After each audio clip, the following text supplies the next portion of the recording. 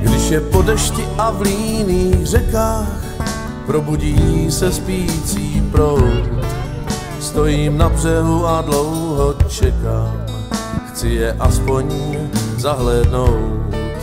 Prý tu kdysi žili krásní zlatí dvoumetroví úhoři.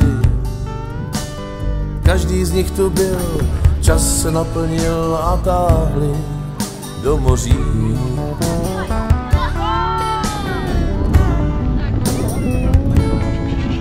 Nechci ulovit je do svých sítí, chci jen vědět, že tu jsou.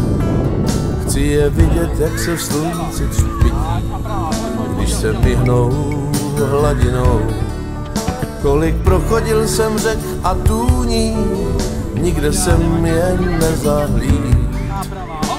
A tak se znovu ptám, proč odešli a kam, proč nechtějí tu žít. Marně čekám, kdy se stůní vynoří. Možná míří starou řekou do moří. Už jen v knížkách můžu číst, kolik bylo v Čechách míst, kde jak v ráji žili zlatí úhoři.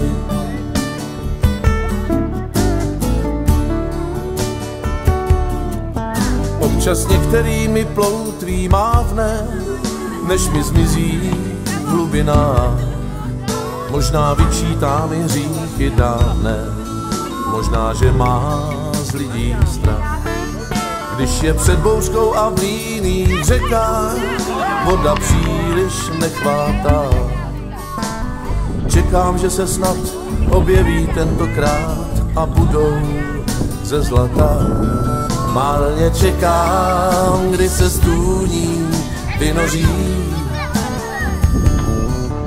Možná míří starou řekou do moří. Už jen v knížkách můžu číst, kolik bylo v Čechách míst, kde jak v ráji žili zlatí úhoři. Marně čekám, kdy se stůní vynoří. Možná míří starou řekou do moří. Už jen v knížkách můžu číst, kolik bylo v Čechách míst, kde jak v ráji žili zlatí úhoři. Kde jak v ráji žili zlatí úhoři. Na 5. místě Itálie.